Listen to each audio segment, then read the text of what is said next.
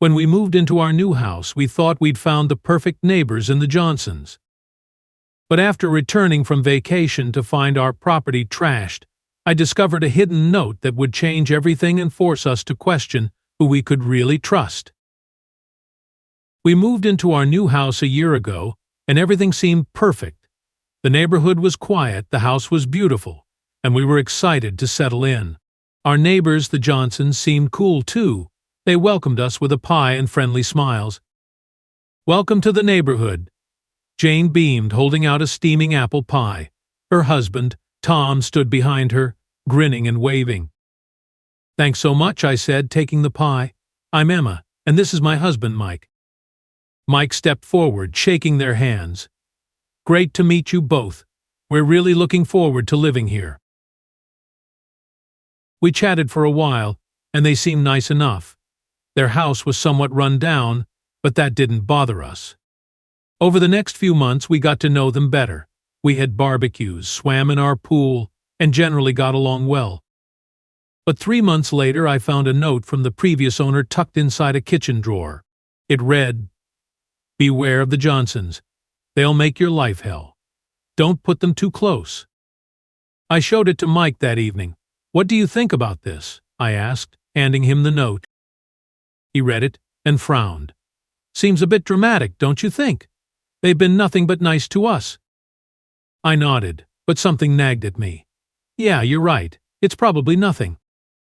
"Maybe the previous owner had a personal beef with them," Mike suggested.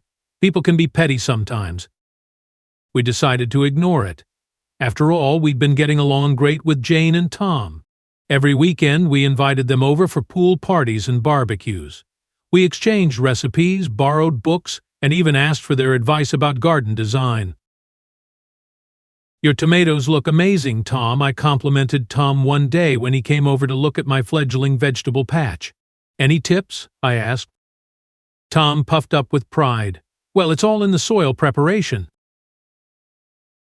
Jane and I swapped book recommendations regularly. "Oh, Emma, you have to read this one," she'd say, pressing a novel into my hands. "It's absolutely gripping." We gave them permission to use our garden and pool any time they wanted. We were set for our annual family vacation, so it felt good leaving the place for our new neighbors to enjoy. Fast forward to last week. Mike and I returned from our vacation, and what we found left us livid. Our beautiful garden was trampled, the pool was filthy with debris, and there was garbage strewn all over the driveway. It was a complete nightmare. "What the heck happened here?" Mike exclaimed, his face red with anger. I clenched my fists. "I don't know, but I'm going to find out." We marched over to the Johnsons' house. I knocked on the door, my jaw set with determination. Jane answered with a smile that seemed a bit too wide. "Hey neighbors, how was your trip?" she chirped. "What happened to our property?" Mike demanded to know, not standing for any small talk. Tom stepped out to meet us on the porch, his face a mask of innocence. "That wasn't us. You can't prove anything," he snapped. I raised an eyebrow. "Why did you think we'd accuse you? Do you know who did this?" Jane's eyes darted nervously. "Oh, maybe it was the neighbors across the road. Ethan and his girlfriend, they're a weird couple. Bunch of hippies, if you ask me." "Right," I said, not believing a word. "We'll go check with him." We decided to check it out. Ethan answered the door, looking confused at our aggressive tone. His girlfriend, Olivia, stood next to him, equally bewildered. "Look, we're sorry to bother you," I started, "but our property was vandalized while we were away. The Johnsons suggested it might have been you." Ethan's eyes widened. "What? No way, we've barely left the house since moving in. We've been renovating." Olivia stepped forward. "Actually, we might be able to help. We installed security cameras last week. They cover part of your property, too." "Really?" Mike perked up. "Would you mind if we took a look?" Ethan nodded. "Of course, come on in." We watched the footage in disbelief. The Johnsons had thrown multiple parties at our house while we were away. Their guests had no respect for our property, and Jane and Tom did nothing to stop them. "I can't believe this," I muttered, watching Jane laugh as her kids spray-painted our fence. Mike's fists were clenched. "Those lying two-faced." I'm so sorry, Ethan said. We had no idea this was happening. Olivia nodded. Yeah, if we'd known, we would have said something. We thanked them for their help and left, fury building with each step back to the Johnsons' house. This time we didn't bother knocking. Hey Tom, I called out. Let's talk again about the trash that mysteriously appeared on our property. Tom came to the door, opened it, and looked at me for a few moments. Then he shrugged and offered lamely, You're blowing this out of proportion. It's just some trash and a bit of paint. Kids will be kids, right? Just some trash, Mike exploded. Our pool is filthy, our garden is destroyed, and there's garbage all over our property.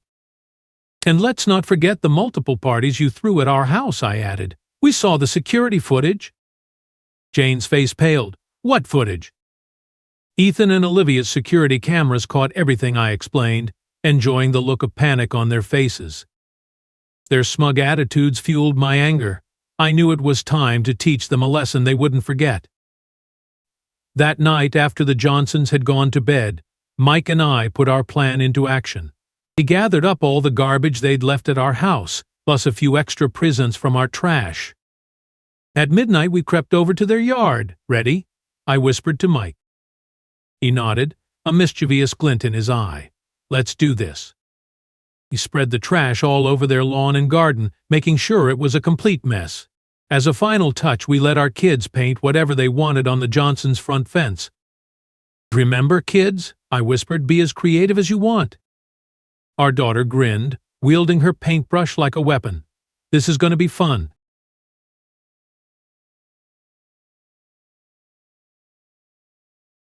The next morning, we woke up early to watch the show.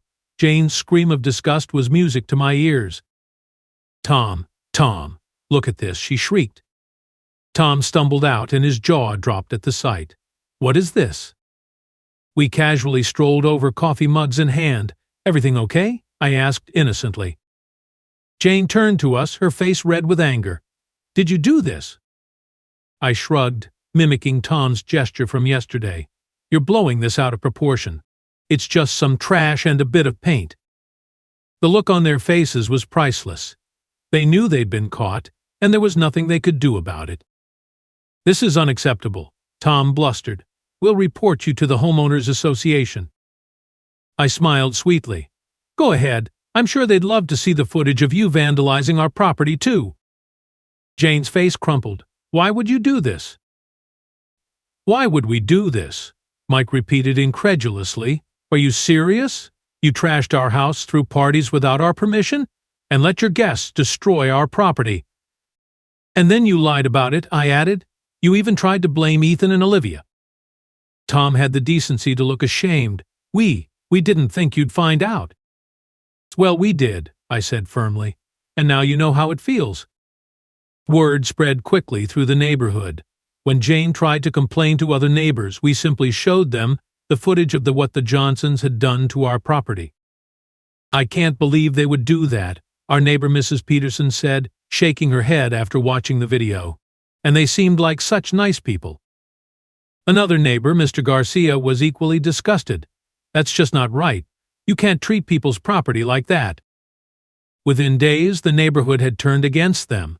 They had no choice but to clean up their mess and change their ways. As I watched them picking up trash from their lawn, I couldn't help but think about that warning note. Sometimes you need to stand up for yourself and teach people a lesson in respect. The Johnsons learned the hard way that treating others badly can come back to bite you.